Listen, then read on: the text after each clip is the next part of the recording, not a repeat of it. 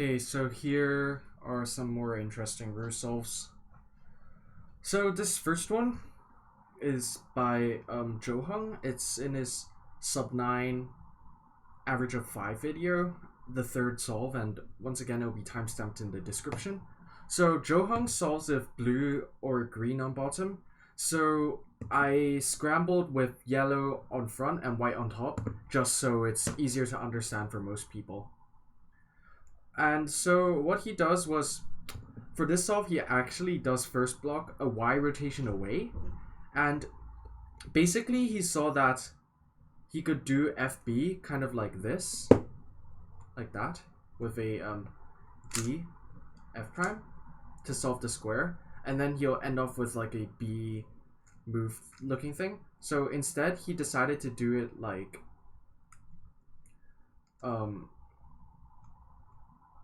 this, where he does it from this angle and then solves that. And Jo Hung has said that he solves with a Y rotation away when like he knows that DR is in a good position, because the Y rotation will give him like time to plan his second square. So that's why he decided to do it in this case. And for here, after doing that, it actually leads to the solve square being done. So he does a Y rotation and then sees kind of this pair. So he goes into solving that. And then it's this CMLL. She does like this. And then he has this EOLR where it's this piece and that piece over there. So it goes like this to put that there. And then M prime U2 M prime. M prime U2 M. And then solve that. Like that. So yeah, sometimes you might want to consider doing your first blocks kind of a Y rotation away when the case is better. And this one is another solve of Jo Hung's. So once again, scramble with green on top and yellow in front. So this was a 6.29, I believe. And this was his PB2. So he does an interesting solution, and he chooses to ignore the pre-made pair over here for his block building, and he instead does another first block, and his first block also directly solves DR as well, and this was his intention.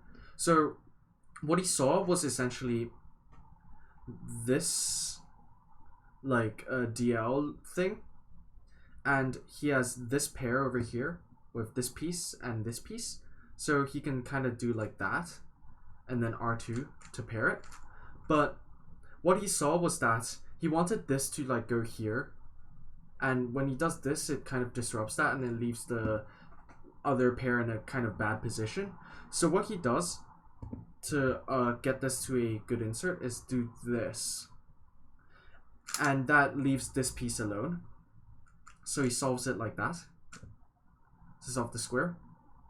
And then for this pair, he does like a RY prime and then U2 and does an R2, which directly solves DR like that.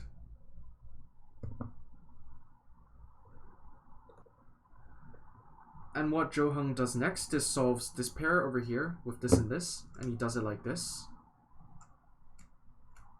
to pair it up. And then over here, he saw that when he would insert this pair over here would form like that. So he just goes ahead and solves that. And then his CMO would be U2 into Soon. And for LSE, he does a U2 and then solves this like that. And it gives him a FB. It gives an EOFB, so it means a LR skip. So yeah, that was actually an insane TPS count. It was around like 6.7 or so, which is really, really good. And yeah, it shows how good Jo Hung is of a one-handed solver. But you can take away things such as not ignoring pre-made pairs are sometimes useful, and also, well, solving DR directly also gives you time to look for a good second square to do, which is something that Johung managed to do here. This one over here is the 9.02 single I had during the Speed Cubing Australia online one-handed competition. So this was kind of a straightforward solve, but there's one finger trick in particular that's quite important, and I figured it was important enough to put it in this video. So first block, DL is done. There's this one mover, and at the back you have this. So after you insert this, then you'll get this case over here, where you kind of do an M prime and then an R prime, and you have the pair. But the way to do this M prime R prime is you can kind of put FR on the table, and then do an M prime from the back, and do a wrist, like, L move type of thing. So, like that. And it's a really fast finger trick, and really consistent too. So yeah, if you ever get a situation where you can do R prime M prime, you should do that finger trick. Then DR over here. Then I solve this pair over here like this,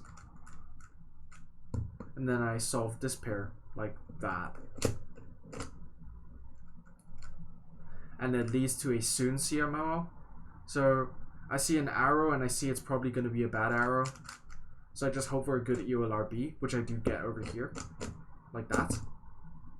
And then 4B is just a 3 mover. And then I have this 4C case. So yeah, hopefully you learned something. And let's hope I make another one next week.